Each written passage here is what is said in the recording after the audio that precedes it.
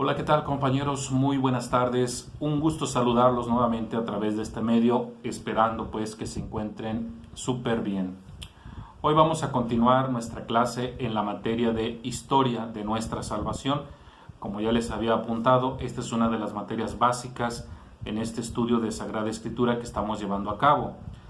Tanto introducción a la Biblia como la persona de Jesús en los Evangelios, por supuesto que cultura y geografía bíblica, y esta otra que estamos estudiando de historia de la salvación, son 4 materias básicas que nosotros pues consideramos esenciales en este estudio. Hoy vamos a comenzar en la página número 10.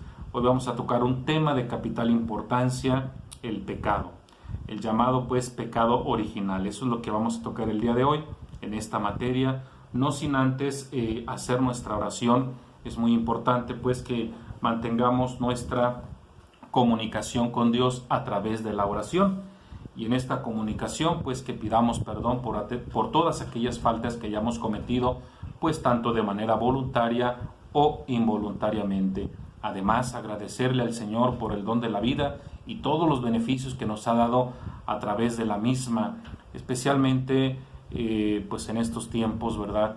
Que es mucha la necesidad tanto de agradecer y pedir por todos aquellos que se están esforzando por tratar de erradicar pues este problema del cual ya todos estamos enterados. La oración que se nos propone el día de hoy en la liturgia de las horas, recuerden pues que ya estamos prácticamente en la semana número 6 del tiempo pascual. Nos estamos acercando poco a poco pues a lo que será la fiesta de Pentecostés. Dentro del cristianismo católico pues es una fiesta de suma importancia. Pues sin más preámbulo decimos todos en el nombre del Padre, del Hijo y del Espíritu Santo. Amén. Concédenos, Señor, que así como ahora celebramos en la fe la gloriosa resurrección de tu Hijo Jesucristo, así también merezcamos regocijarnos con todos los santos, cuando vuelva Él triunfalmente al fin de los tiempos. Por nuestro Señor Jesucristo, tu Hijo, que vive y reina contigo en la unidad del Espíritu Santo y es Dios por los siglos de los siglos. Amén. El Señor nos bendiga, nos guarde de todo mal y nos lleve a la vida eterna. Así sea. Pues bien, como les decía, todos con nuestro manual de Historia de la Salvación en la página número 10. Bueno, quiero pensar que ya ustedes oportunamente leyeron los textos bíblicos señalados en este recuadro. Estos textos bíblicos que tú te vas a encontrar a lo largo de tu manual son de tarea, así como dicen por ahí, por default. Hay que estarlos leyendo previamente al inicio de la clase para que tú obviamente estés en consonancia con lo que yo voy a tratar el día de hoy. ¿Por qué? Bueno, porque se supone que ya debimos de haber leído el Génesis capítulo 3, versículos del 1 al 10, porque ese va a ser nuestro tema del día de hoy, va a estar centrado en estos 10 versículos. Por eso lo que tenemos aquí en este primer párrafo, pues prácticamente ya es una reflexión de eso que ya leímos. Por eso comienza así, a manera de pregunta: ¿en qué consiste el pecado que nos narra Génesis capítulo 3, versículos del 1 al 10? Tenemos aquí la reflexión que nos da el padre Chuy García, que es el autor de este manual. Dice: se trata, a fin de cuentas, de que el hombre quiere liberarse de Dios. Nota importante: se trata, a fin de cuentas, de que el hombre quiere liberarse de Dios. El hombre está renegando de su estado de criatura y quiere ser como Dios. Esto revela una desconfianza en la sabiduría, el amor y el poder de Dios. Es decir, el hombre de alguna manera pues ha truncado, por así decirlo, este plan divino que se antojaba un plan de felicidad, de dicha, de salvación, y lamentablemente pues el error del hombre en querer de alguna manera ser el conocedor del bien y del mal, pues le ha dado al traste a este proyecto divino que hasta el día de hoy lo estamos padeciendo. Aquí nos dice que esta desconfianza, porque a fin de cuentas hay una desconfianza. Si tú prestaste atención a la lectura del texto, en ese diálogo, ¿verdad?, entre la serpiente y en este caso Eva, pues la respuesta de Eva es muy clara. No podemos comer de ese árbol que está en medio del huerto o del jardín, porque el día que comamos de él vamos a perecer, vamos a morir, dice el texto. Y entonces la serpiente le dice, eso no es cierto. En ese mismo momento le entró la desconfianza a Eva, a esta mujer, y por supuesto ya esa desconfianza la llevó a ceder precisamente a esa tentación, ¿verdad? Lo cual conlleva pues ya el pecado. Es muy importante que entendamos una de las frases de San Agustín, este gran santo, ¿verdad?, que decía a la tentación, con la tentación no se le coquetea, a la tentación se le huye, cual perro del mal, dice él, ¿verdad? O sea, si tú ves un perro rabioso, por supuesto no vas a intentar ahí querer juguetear con él. ¿Por qué? Pues porque te va a atacar, naturalmente. Entonces, ¿qué dice San Agustín? Bueno, hace una analogía, dice, no, hay que sacarle la vuelta, hay que darle la vuelta. En ese orden de ideas es la tentación. Yo siempre lo he dicho, tanto para el hombre como para la mujer. En el caso del hombre, que no le juegue a ser el Superman, y la mujer que tampoco le juegue a ser la Mujer Maravilla. ¿Por qué? Porque la tentación nos puede llevar precisamente a una perdición. Bueno, vamos a ver el comentario que nos hace por aquí el autor de este libro que les he recomendado, José Prado Flores. En la página 20 viene el tema número 2, la caída. Les comparto así literalmente lo que dice aquí. Dice, el plan de Dios fue trastornado de forma consciente y deliberada. Es decir, no se vale decir es que no sabía. Yo les he dicho que, bueno, el autor de la carta de Santiago, por ejemplo, en el capítulo 3, versículo 1, dice Santiago, no pretendan ser todos maestros. Recuerden que a los maestros se les exigirá más, eso dice Santiago. Y parafraseando lo que dice ahí esa carta de Santiago en el capítulo 3, versículo 1, tenemos un refrán, un dicho popular entre nosotros que dice así, entre más conocemos, más responsables somos. Tú, yo, los que nos dedicamos naturalmente por oficio a la predicación de la palabra de Dios, pues prácticamente en nosotros ya no debe de existir el no lo sabía, el nadie me lo dijo, por supuesto que no, ya que nosotros ya tenemos un conocimiento ya adquirido a lo largo de estos semestres que hemos venido estudiando la Sagrada Escritura. Entonces, si nosotros seguimos diciendo es que no sabía, es que no me lo habían dicho, pues eso ya más bien suena como a un justificante. Así que pues mucha atención, porque efectivamente lo que dice José Prado en este libro es muy cierto. El plan de Dios fue trastornado de forma consciente y deliberada. O sea, tenemos que ser muy honestos con nosotros mismos y decir que sí, efectivamente nosotros de manera consciente cometimos algún error. Eso habrá que decirlo francamente. ¿Qué más dice aquí? Dice, el hombre se separó de Dios, se negó a depender de aquel que lo había creado. Y de esa manera creyó, entre comillas, dice aquí, ser como Dios. Punto y seguido, dice, trató no solo de conocer el bien y el mal, sino de constituirse como juez soberano de sus propias acciones, determinando por sí mismo lo bueno y lo malo, derecho que solamente le pertenecía al Creador. Entonces, si nosotros vamos asimilando esto que yo les estoy compartiendo, pues ahora tiene sentido el ver el mundo caído en el que nos encontramos.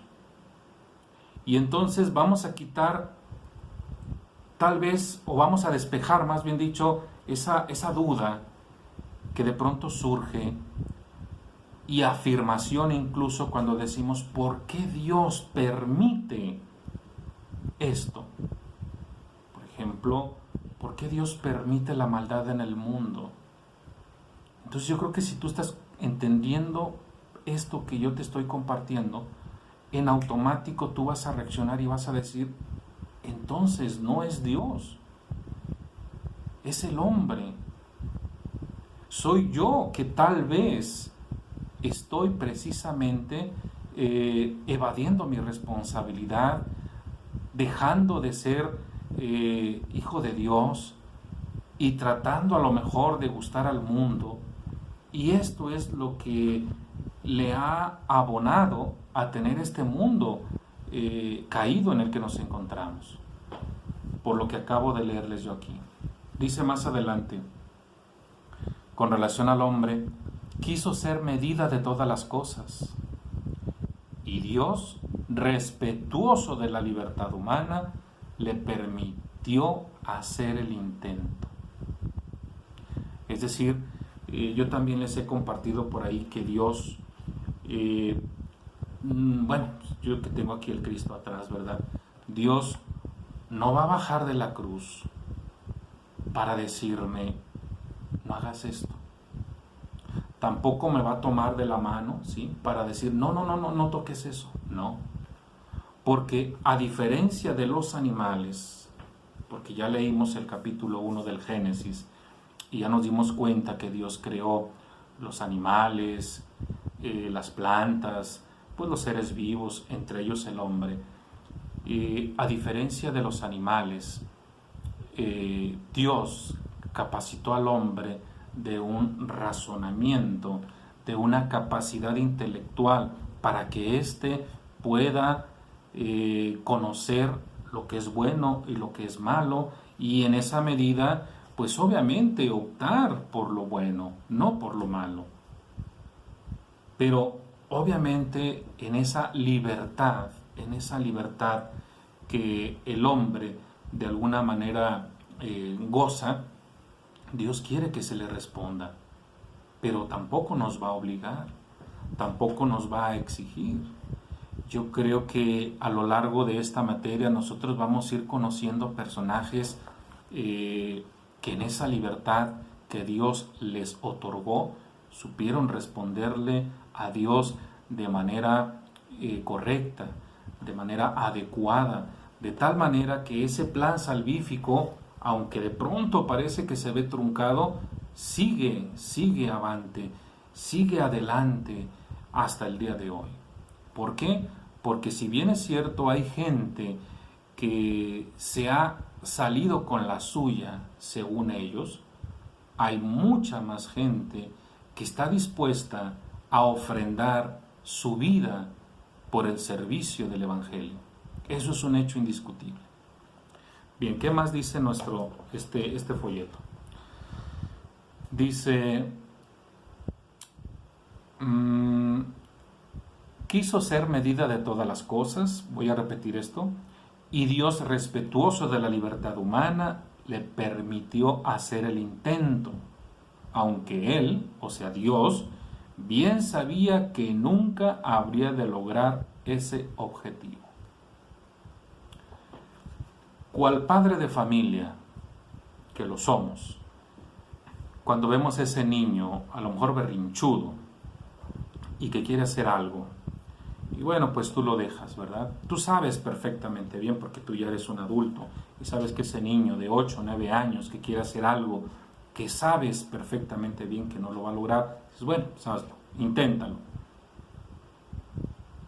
¿Cuál es el resultado? Llega ese niño y te dice, no, pues es que no pude, no lo pude hacer. Bueno, pues yo ya lo sabía, sin embargo, bueno, quise que experimentaras y que vieras que tu capacidad es limitada.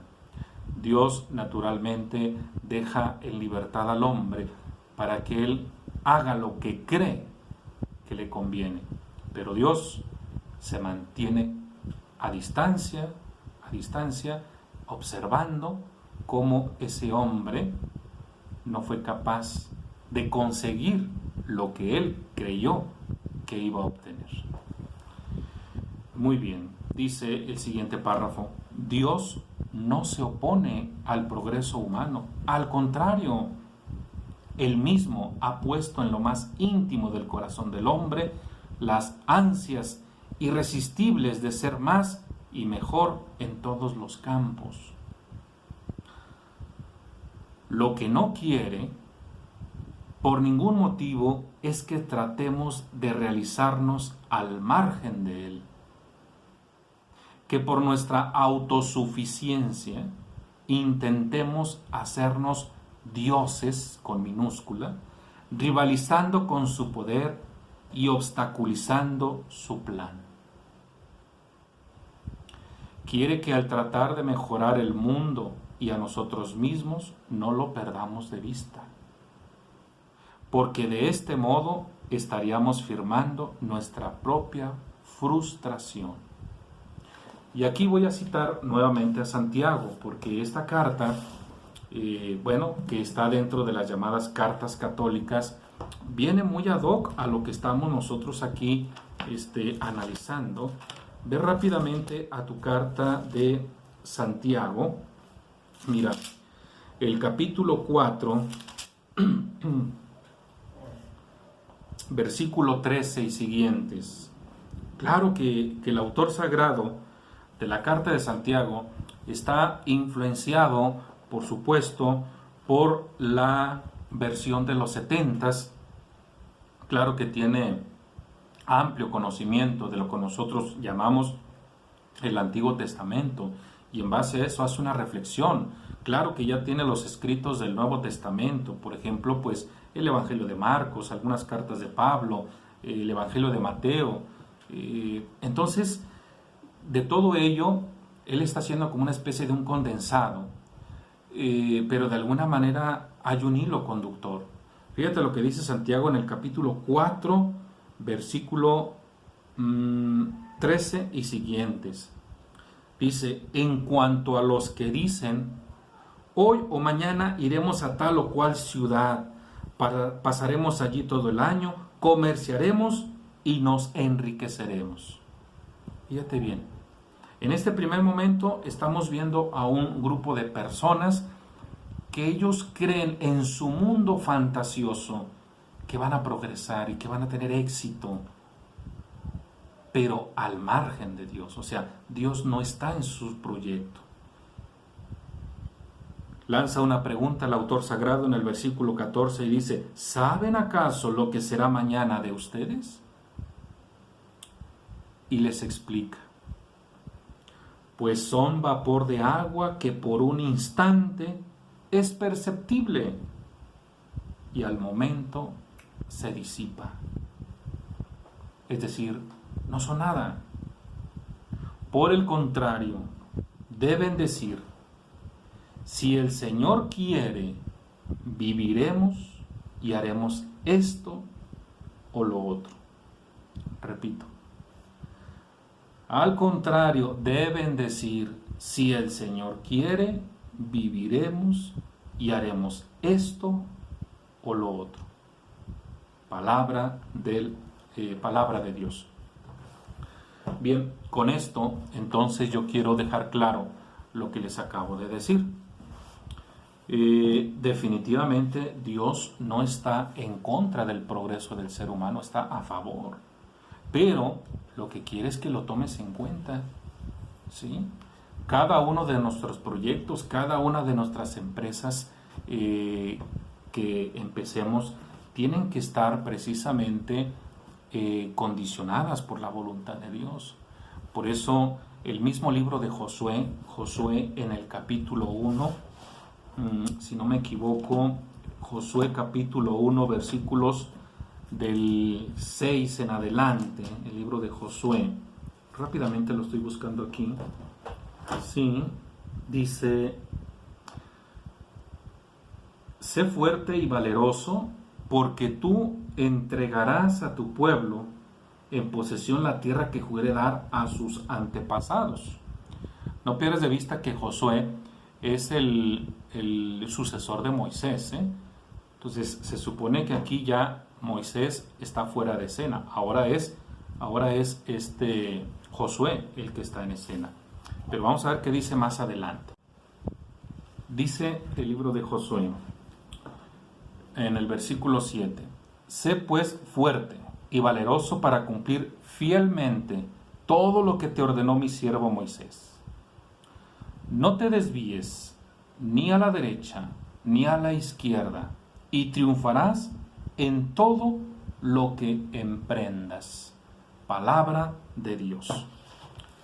Parafraseando lo que yo acabo de leer del libro de Josué, lo que está diciendo aquí es lo siguiente: ahí tienes la ley, el decálogo, los 10 mandamientos que te dejó mi siervo Moisés. No te apartes de esos mandamientos, ni a la izquierda, ni a la derecha, y tendrás éxito en todos tus proyectos, dice, en todas tus empresas. Es decir, tomar en cuenta a Dios en cada uno de tus proyectos de vida, sean materiales, sean familiares. Y con ello nosotros tenemos el éxito garantizado, siempre y cuando tomemos en cuenta la voluntad de Dios. ¿Qué más dice el libro de José Prado? Dice: el pecado consiste básicamente en no creer que Dios tiene un mejor plan para nuestra vida que nosotros mismos. Consiste pues este pecado en no confiar en su amor y en su sabiduría. Creer más en nosotros y en nuestros planes, suponiendo que nosotros, por nosotros mismos, podemos alcanzar la felicidad. Ve nada más qué absurdo. El hombre buscando por sus propios medios. Viene a mi mente ese pasaje bíblico de San Pablo en su carta a los Romanos, por allá en el capítulo 7, si no me equivoco. San Pablo dice: ¿quién me salvará de este cuerpo que me arrastra, que me lleva a la muerte? ¿Quién me salvará de este cuerpo? Y dice: tengo que agradecérselo a Dios a través de nuestro Señor Jesucristo. San Pablo reconoce fielmente, cabalmente, que por nuestros propios medios, hombre limitado, hombre mortal, no puedes alcanzar la felicidad. Hemos de atenernos a una ayuda sobrenatural, a una ayuda divina. Por eso Dios nos deja a su Hijo Jesucristo, para que Él sea nuestro punto de referencia, nuestro punto de partida, para que Él sea nuestro buen maestro. De no ser así, vamos a fracasar. Dice más adelante: el pecado es el mayor contrasentido del hombre, que lo desvía de su centro de vida. ¿Y qué es el centro de vida del hombre? Dios. Página 21, continúo. El pecado no hiere a Dios directamente en sí mismo. Eso es muy importante. Esto es teología. El pecado no hiere a Dios directamente en sí mismo. ¿Por qué? Porque Dios es todopoderoso. Entonces, nuestras malas acciones, nuestro pecado, no daña a Dios, porque Él es todopoderoso. Entonces, ¿a quién daña? Proverbios, capítulo 8, versículo 36. Fíjate lo que dice. ¿Es acaso a mí a quien hieren? oráculo de Yahvé, ¿no es más bien a ustedes mismos para su propia confusión? Este texto es de Jeremías y luego viene el de Proverbios, ¿sí? Fíjense bien, esto es muy importante. Jeremías es un profeta extraordinario. Jeremías es un profeta que nosotros ya estudiamos y lo ubicamos en la época preexílica. Por lo tanto, Jeremías le está advirtiendo a sus interlocutores, a sus paisanos, a sus contemporáneos, y les está diciendo una verdad muy teológica. Les está diciendo, ¿acaso creen que con su comportamiento están hiriendo a Dios? Eso dice el profeta Jeremías. ¿Y qué dice la respuesta? Dice, ¿no es acaso más bien a ustedes mismos? Porque esa es la verdad. El pecado, yo les he dicho en una analogía, es como una piedra que lanzas hacia arriba. Si no te mueves, te va a caer a ti mismo. Proverbios, capítulo 8, versículo 36, dice, el que me ofende hace daño a su alma. Eso dice Proverbios 8:36. Entonces es muy importante pues lo que entendamos lo que está diciendo nuestro manual en la página número 10. Dice, ¿en qué consiste el pecado que nos narra Génesis capítulo 3 versículos del 1 al 10? Viene la reflexión. Se trata a fin de cuentas de que el hombre quiere liberarse de Dios. El hombre está renegando de su estado de criatura y quiere ser como Dios. Esto revela una desconfianza en la sabiduría, en el amor y en el poder de Dios. Es una desconfianza introducida por el demonio en los planes de Dios. Y luego tenemos aquí una reflexión. Dice, cuando el hombre cree saber lo que más le conviene, entre paréntesis, sin darse cuenta que es el demonio el que lo está mal aconsejando, sin tomar en cuenta la voluntad de Dios, se equivoca. Es decir, ¿quién se equivoca? El hombre. Y cae nuevamente en la trampa del pecado. Recomendación, dice aquí, debemos aprender a confiar más en Dios, haciendo las cosas que Dios quiere, como Él quiere y cuando Él quiere. Porque ya lo dijimos, si nosotros alteramos, revolucionamos un orden divino, tengan la certeza de que vendrá una consecuencia. Y esta consecuencia muchas veces se antoja fatal. Muchos hemos experimentado una mala toma de decisión por no acatar o por no consultar la voluntad divina. Y vienen algunas preguntas a título personal. Dice, a ver, ¿tú confías en Dios de esta manera? Si la respuesta es positiva, desarróllala más adelante porque dice ¿por qué? Y si no, también el por qué. Entonces, hasta ahí ese tema. Ahora, quiero compartirles lo que dice el padre Antonio Salas en este libro que se llama Los Orígenes. En la página número 65, primer punto, aquí el autor de este libro dice, pecado de origen u origen del pecado. O sea, una de dos, ¿cómo lo entendemos? ¿Pecado original o el origen del pecado? Es lo que está diciendo aquí. Y les voy a leer nada más este párrafo, esta sección. Dice este autor, aunque parezca lo mismo, en realidad no lo es, y me explico. Una cosa es interesarse por un pecado cometido en el origen y otra muy distinta, hurgar en el origen de un pecado cuyos tentáculos atenazan a la humanidad. Sé muy bien que la tradición cristiana lleva siglos poniendo a los fieles en guardia contra el pecado original. Tal es el nombre que ya en el siglo V después de Cristo diera Agustín de Hipona al drama del paraíso. Sin embargo, la reflexión bíblica desconoce esta terminología. Es decir, la Biblia jamás alude a un presunto pecado de origen. Lo que sí hace es cuestionarse a fondo por el origen del pecado, cuyos ramalazos nadie logra escapar. La formulación bíblica no puede ser más lógica. En síntesis, podría resumirse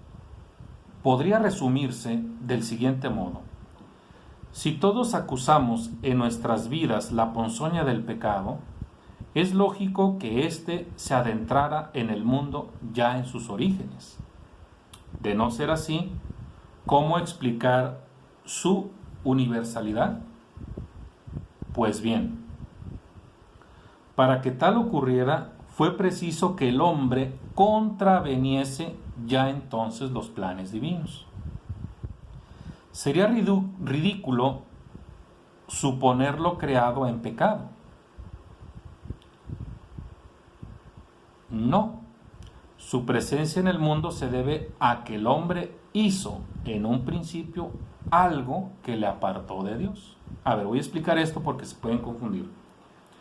Cuando nosotros leímos el capítulo 1 y el capítulo 2, pues que nos habla de la creación del mundo y del ser humano, como estribillo dice que Dios todo lo hizo bien, todo lo creó bien. Entonces ahí no hay error. Dios creó al hombre bueno. Es el hombre entonces el que decidió, ¿sí? Decidió separarse. Fue el hombre el que decidió fincar un muro al que nosotros llamamos pecado, entre él y Dios. Es lo que está diciendo aquí. Por eso dice, claro que no.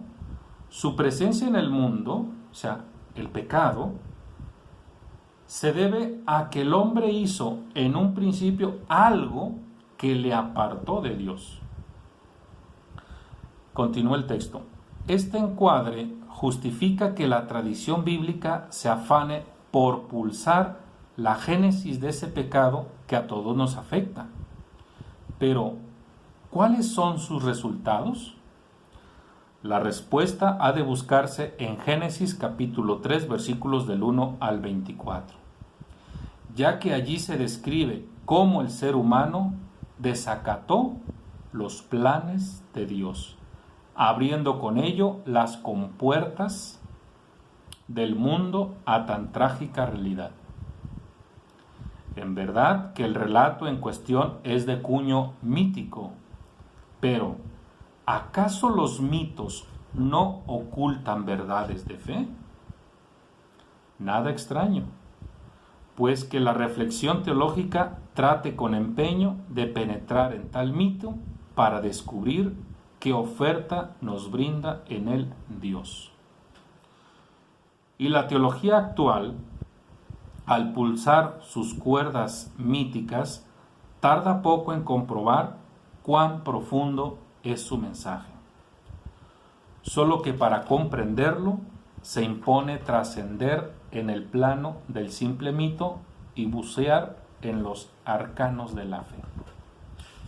Es decir, porque no quiero que se vayan a confundir, evidentemente el autor sagrado, aprovechando pues que estoy estudiando con otro grupo lo que es el Pentateuco, el autor sagrado, imaginemos un sujeto lleno de una serie de incógnitas. Como nosotros en algún momento dado podemos preguntarnos también por qué existe tanta maldad en el mundo. El autor sagrado no le costó trabajo detectar que en algún momento el hombre se apartó de Dios. Y en ese apartarse de Dios permitió que penetrara en él el deseo de ir en contra de Dios. Y el autor sagrado nos lo relata de una manera magistral en un género literario que se conoce como el plástico, como el ropaje, a través de ese diálogo entre una serpiente parlante y la mujer en este caso, y esta pues se dejó llevar, se dejó seducir por esta maldad en cuestión, y a partir de ahí esto fue lo que originó el pecado que hasta el día de hoy nosotros estamos viviendo sus consecuencias. Eso es lo que trata de decirnos el padre Antonio Salas en este libro. Sin embargo, nuestro manual nos pone en guardia y nos dice que esa desconfianza fue introducida por alguien, y ese alguien, dice en el punto número 2, es el demonio.